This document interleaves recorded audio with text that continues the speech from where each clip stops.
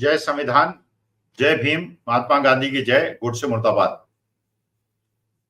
4 PM news network में आज पहले तो मैं ये स्पष्ट कर दूं कि मैं सारे जितने भी पत्रकार हैं उनके प्रति मेरे दिमाग में, मेरे मनमानस में बहुत ज्यादा श्रद्धा का भाव है।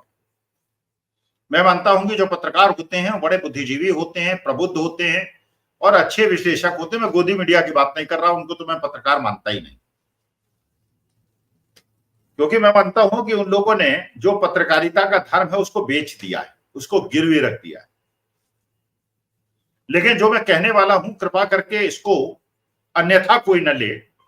कोई असम्मान का भाव मेरे दिमाग में नहीं है, कोई दुर्भावना मेरे दिमाग में नहीं है। मैं केवल एक अध्यापक के रूप में एक विश्लेषण कर रहा हूं, जिससे आप लोग सहमत हो भी सकते हैं, नहीं भी हो सकते हैं। लेकिन जिन व्यक्ति विशेष के लिए बात मैं करूंगा, मेरा उनसे भी निवेदन है कि कृपा करके मेरी बात को अन्यथा न लें। मैं उन पे कोई व्यक्तिगत आक्षेप नहीं लगा, लेकिन उनकी बात और जो बात उन्होंने कही वो मुझे समझ में नहीं आई। मैं उनका दिल से सम्मान करता हूं, मैं बिल्कुल स्पष्ट बता दूं और झूठ नहीं बोल रहा हूं, मैं दिल से सम्मान करता हूं। ये न समझा जाए मैं 4 PM में बैठा हूं और वो पत्रकार हैं जिनके बीच में कुछ 4 PM और उनके बीच में कोई आपसी संघर्ष हुआ था, इसलिए मैं कोई 4 PM का साथ देने की कोशिश कर रहा हूं, वो भी नहीं है। 4 PM ने ना मुझसे बात की है, ना मैं उनको बताया। मैं तो अपना वीडियो रिकॉर्ड कर रहा हूं और मैं अपना जो मत है वो बता रहा हूं एक शिक्षक के रूप। मैंने आज, जिनका मैं बहुत सम्मान करता हूं, ये बहुत अच्छे पत्रकार हैं और मैं अक्सर उनके वीडियो को देखता हूं और सुनता हूं। इसलिए सुनता हूं कि अच्छे पत्रकार हैं, अच्छा विश्लेषण करते हैं। उनके चैनल में, न्यूज लॉन्चर में, मैंने अशोक वानखेड़े साहब का एक वीडियो देखा, एक संबोधन देखा। उसने मुझे आश्चर्यचकित कर दिया। पहले भी आश्चर्यचकित किया था, उसका तो मैं खैर चलिए विरोध कर चुका था, क्योंकि वो मेरी जो भावनाएं थी, मेरे जो मूल्य थे, जो मूलभूत मूल्य थे, वो उनके विरुद्ध था, तो मैंने उसके विरोध में कहा था। लेकिन आज मुझे लगा कि उन्होंने जो कहा, और इतने अच्छे विश्लेषण करता है, विशेषज्ञ हैं, पत्रकार हैं, जिनके मैं इज्जत करता हूं, मुझे आश्चर्य भी हुआ और उस बात का सब्सटेंशिएशन भी हुआ जो पहले उन्होंने कहा था, आज जो उन्होंने कहा। तो कृपा करके वो मेरी बात का बुरा ना माने, अन्यथा न ले। मेरा उनसे कोई द्वेष नहीं है, प्रेम है, उनके प्रति मेरा सद्भाव है। लेकिन अशोक वानखेड़े साहब ने जो पहले कहा था, जब उन्होंने हरियाणा के चुनाव के बाद, जबकि वो हमेशा भी जब विश्लेषण करते थे तो कांग्रेस की रणनीति में कभी कोई कमी नहीं बताते थे, इलेक्शन के पहले, काउंटिंग के पहले। और अभी महाराष्ट्र का जो विश्लेषण कर रहे हैं, उनके अनुसार महाविकास अघाड़ी वहां जीत रही है। और यही बात वो हरियाणा के लिए भी कहते थे, चलिए, वो तो हम भी कहते थे, सब कहते थे, सारे पत्रकार कहते थे। वो तो चलिए, जो चुनाव आयोग की कृपा है उसकी वजह से जो हुआ सो हुआ। जब ये रिजल्ट आ गए तो अशोक वानखेड़े साहब का एक संबोधन देखा, उसमें काफी विवाद भी हुआ। उन्होंने ये कहा कि उन्होंने केसी वेणुगोपाल साहब, जो प्रधान महासचिव हैं कांग्रेस पार्टी की, ऑल इंडिया कांग्रेस कमेटी के, उनके प्रति और कांग्रेस की एक उम्मीदवार, एक बिटिया के प्रति उन्होंने कुछ संबोधन किया, जो मुझे अच्छा नहीं लगा। क्योंकि इसलिए अच्छा नहीं लगा कि पहली बात तो यह है कि अगर ये बातें आपको करनी थी तो इलेक्शन के पहले करनी थी।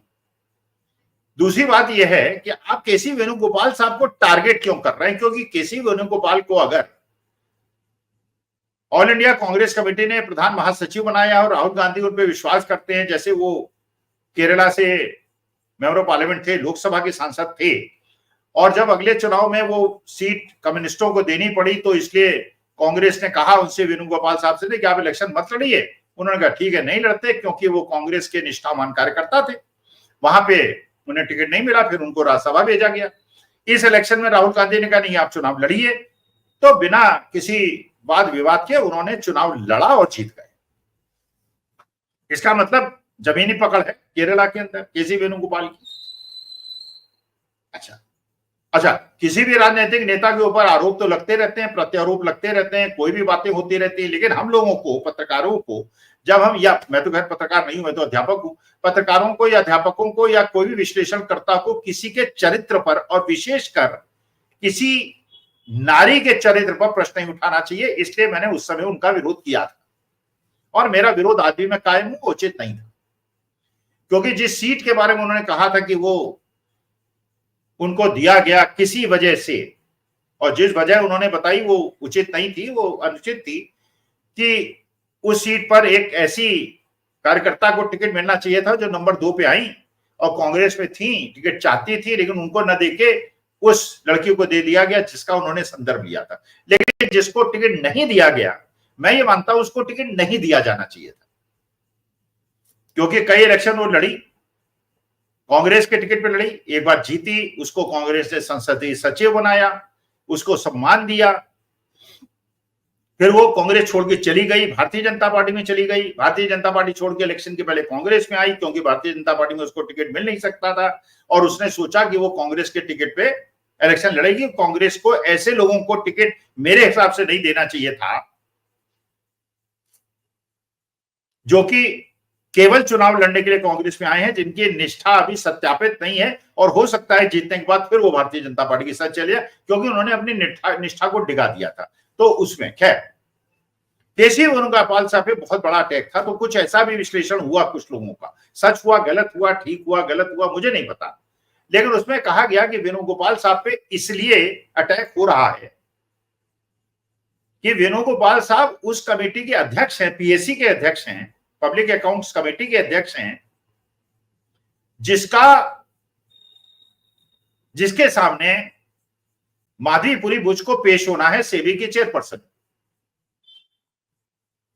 तो कुछ लोगों ने कहा कि शायद वो पत्रकार महोदय माधवीपुरी बुच को कवर देने की कोशिश कर रहे हैं, कवर फायर देने की कोशिश कर रहे हैं, जिससे सारा का सारा आक्रमण जो है वो केसी वेणुगोपाल पे हो जाए और माधवी बुच को बेनिफिट ऑफ डाउट मिल जाए।